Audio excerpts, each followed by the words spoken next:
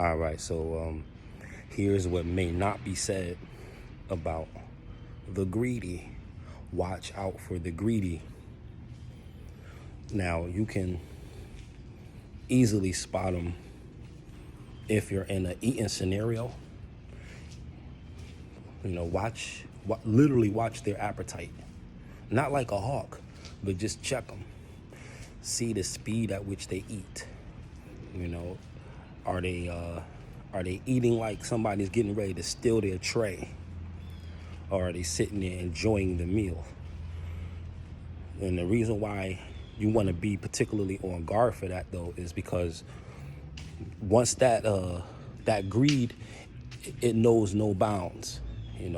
What it'll do is it'll do this to you. It'll be a never-ending hallway of consumption.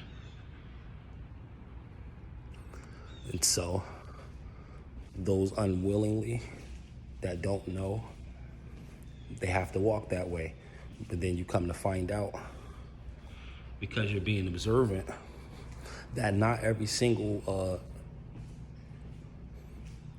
facet of their greed is going to victimize you. So, for instance, just listen to their energy, and you can, after a while, discern the difference between genuine excitement and greed. The greed is dangerous, because what's going to happen when the food is gone? They're going to consume you too. Not cannibalistically, but they'll start being greedy of your time. They'll start being greedy of your attention. And with enough greed, that goes into desperation. And with desperation, you get a loss of respect. And so ultimately, greedy people don't respect. They just don't respect. You know what I mean? They don't respect people or themselves. They just do not respect. That's not a strong word for them.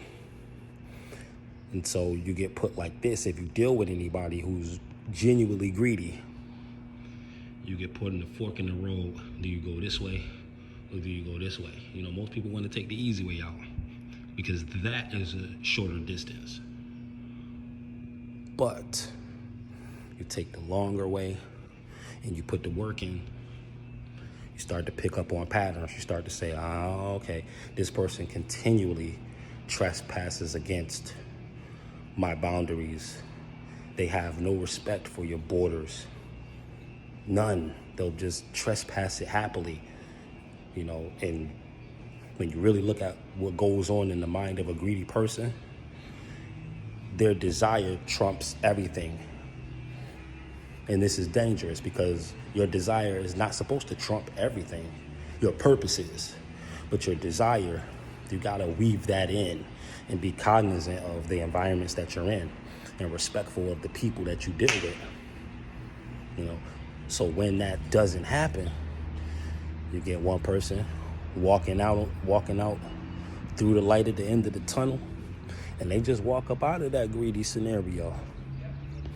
Because greed is a killer. Like I said, once they finish their plate, they're gonna try to finish you next. And yeah, it's gonna be, unfortunately, some physical stereotypes that may follow that. Sure, in a lot of cases that'll be true. But nah, man, a person could be greedy at 109 pounds and consume your whole life, even devour your soul. Because ultimately, a person who's greedy is being run by a particular government in hell that is responsible for appetites. I want to say it's Citry, but it may not be Citry. I don't want to put Citry out there like that. But there's a couple of legions in hell's government that are responsible for appetite, and mainly with the perversion of it, of course.